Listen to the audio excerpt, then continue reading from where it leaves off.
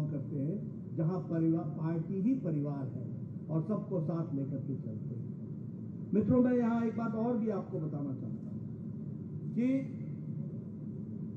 ये जो कार्यालय है, इसको हम ऑफिस नहीं कहते हैं, इसको हम कार्यालय बोलते हैं। क्यों कार्यालय बोलते हैं?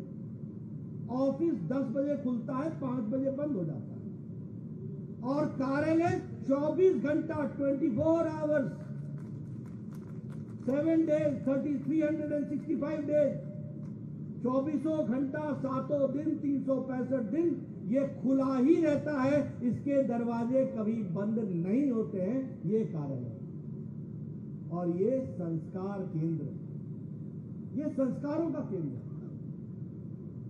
यहां हमको संस्कार मिलते हैं पार्टी को आगे कैसे बढ़ाया जाए। और मैं जोशी जी से निवेदन करूंगा कि जोशी जी, यहां एक रीडिंग सेक्शन जरूर बनाइए, पढ़ने का सेक्शन जरूर बनाइए, और डिजिटल लाइब्रेरी को मजबूत कीजिए, और भरतपुर का पूरा इतिहास अच्छी तरीके से उस लाइब्रेरी में रखा हो, और कोई पार्टी का कार्यकर्ता भरतपुर के इतिहास से अनभिज्ञ नहीं होना चाहिए, उसको उसकी जानकारी होनी चाहिए। अच्छा रिसर्च सेंटर खोलिए, रिसर्च कीजिए। ये कार्यकर्ताओं को संस्कार लगने चाहिए। हम सत्ता में गद्दी पर बैठने के लिए नहीं आए हैं, गद्दी पर बैठने के लिए नहीं, लोगों की सेवा करने के लिए आए हैं और तस्वीर और तकदीर बदलने के लिए आए हैं। इसलिए एक समय था हम ये व्यवस्था नहीं कर सकते। आज आपके पास कॉन्फ्रेंस रूम है, आज पदाधिकारियों के लिए कमरा है, आज जिला अध्यक्ष के लिए अलग कमरा है, हॉल अलग से है जिसमें आप बैठक कर सकते हैं और 100-50 लोगों के साथ वार्तालाप कर सकते हैं। इसका सदुपयोग करते हुए संस्कार केंद्र के माध्यम से लोगों को अच्छे संस्कार दिए जाएं और कार्यालय उसमें उपयोग में आए, ये मेरी इच्छा है और इसको आप जरूर पूरा कीजिए ताकि कार्यकर्ताओं में संस्कार आ सके। दूसरी बात, अगर मैं बात करूं तो हमको यह भी ध्यान रखना चाहिए कि आज आदरणीय प्रधानमंत्री मोदी जी के नेतृत्व में आज किस तरीके से परिवर्तन आया है। देखिए, 2014 के पहले भारत एक भ्रष्टाचारी राज्य के रूप में देखा जाता था दुनिया में। करप्ट स्टेट, करप्ट नेशन, घोटाले पे घोटाला, 2G, 3G, 4G, घोटाले पे घोटाला, लैंड स्कैम, पनडुब्बी स्कैम, पानी के अंदर नहीं छोड़ा, गगन में नहीं छोड़ा, धरती पर नहीं छोड़ा, कोयला स्कैम, अलकतरा स्कैम, एक पर एक घोटाले। प्रधानमंत्री मोदी जी के आने के बाद दुनिया में भारत का डंका बजा और दुनिया में भारत की छाती बनी। इस बात को भी हमको ध्यान रखना है। देखिए, मैं आपको समझाना चाहूंगा। देखिए, आज से 2014 के पहले जब भी कोई अंतर्राष्ट्रीय नेता भारत के बारे में चर्चा करता था तो वो हमेशा कहता था India and Pakistan, India and Pakistan.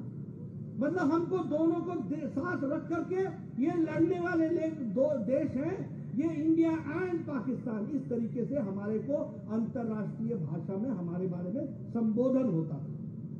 2014 के बाद, मोदी जी के आने के बाद इंडिया की चर्चा जब होती है तो इंडिया इंडिया है, पाकिस्तान कौन हो गया, कोई चर्चा नहीं करता पाकिस्तान को, और भारत से जोड़ना समाप्त हो गया। 2014 से पहले जब कोई भारत का प्रधानमंत्री अमेरिका जाता था तो क्या चर्चा करता था? टेररिज्म, क्रॉस बॉर्डर टेररिज्म,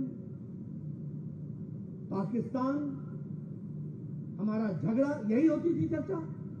आज प्रधानमंत्री अमेरिका गए थे, अमेरिका और भारत के रिश्ते ने नई ऊंचाइयां ली हैं और आज हमारे समझौते होते हैं तो स्पेस पर समझौता होता है, हमारा समझौता होता है तो क्रायोजेनिक इंजन पर समझौता होता है, हमारा समझौता होता है तो यहाँ FDI आए, फॉरेन डायरेक्ट इन्वेस्टमेंट आए, इस पर हमारा समझौता होता है। और हमको टेक्निकल सपोर्ट भी एक दूसरे को देने का समझौता है, इस पर हमारा समझौता होता है। और हमको टेक्निकल सपोर्ट भी एक दूसरे को देने का समझौता होता है। कोई टेररिज्म की बात हम नहीं करते, क्योंकि मोदी जी के नेतृत्व में देश को सुरक्षित रख करके चलाने की हमने सामर्थ्य पैदा कर ली है और हम भारत आगे बढ़ रहे हैं, इसको हमको समझना चाहिए।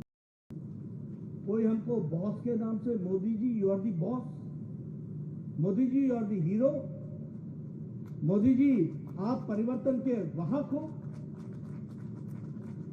आइए ये सूचक पापुआ न्यू गिनी का प्रधानमंत्री पांव छू करके मोदी जी का अभिवादन करते हैं।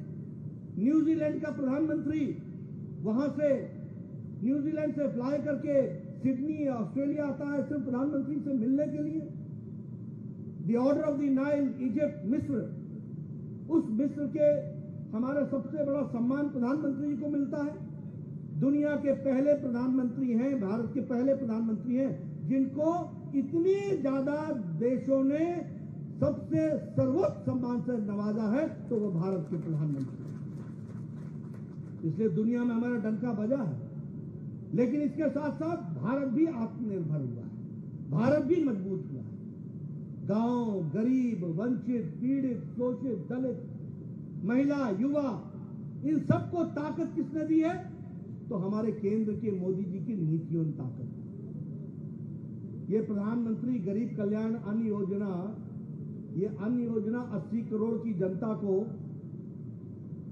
भोजन के 2 वक्त की व्यवस्था करना, 5 किलो गेहूं या 5 किलो चावल या 1 किलो दाल देना, इसने भारत की गरीबी को 22% से घटा करके 10% से भी कम पर लाके खड़ी कर दी और अति गरीबी 1% से भी कम हो गई है। और हम नहीं बोल रहे हैं, ये इंटरनेशनल मॉनिटरी फंड बोल रहा है। मॉर्गन स्टैनली की रिपोर्ट बताती है कि भारत ही आर्थिक दृष्टि से एक उज्जवल बिंदु दिखता है जहां से उजाला होगा, और यही ब्राइट स्पॉट के रूप में देखा जा रहा है और सबसे मजबूत इकोनॉमी के रूप में भारत को देखा जा रहा है। आवास योजना, प्रधानमंत्री आवास योजना, प्रधानमंत्री किसान सम्मान निधि, प्रधानमंत्री जल जीवन मिशन। मैं जल जीवन मिशन में आगे भी बताऊंगा। हमारे गजेंद्र शेखावत जी जल जीवन मिशन में सबसे ज्यादा पैसा राजस्थान को दिया गया, और दुख के साथ बताना पड़ता है कि सबसे पुअर परफॉर्मेंस राजस्थान की है। सबसे ज्यादा पैसा दिया गया जल जीवन मिशन और सबसे पुअर परफॉर्मेंस ये 29वें नंबर पर खड़ी है गजेंद्र, 29 नंबर पे, 32 में से 29वां, 32 प्रदेशों में 29वां नंबर है, नीचे से 29वां नंबर। ये स्थिति आकर की है। इसलिए मित्रों, और मैं चाहूंगा आप सब लोग इन आंकड़ों को ध्यान में रखो, याद रखो, लोगों को बताओ। और इसीलिए मैं एक बात आपको जहां बधाई देता हूं, जैसलमेर के दृष्टि से वहां नया कार्यालय बना है, जब वहां जाऊंगा तो उस कार्यालय को अवलोकन करूंगा। अगली बार तक आऊंगा तो बाड़मेर में भी कार्यालय बन जाएगा। वहां के सभी कार्यकर्ताओं को मेरी शुभकामनाएं और बधाई। लेकिन मैं एक बात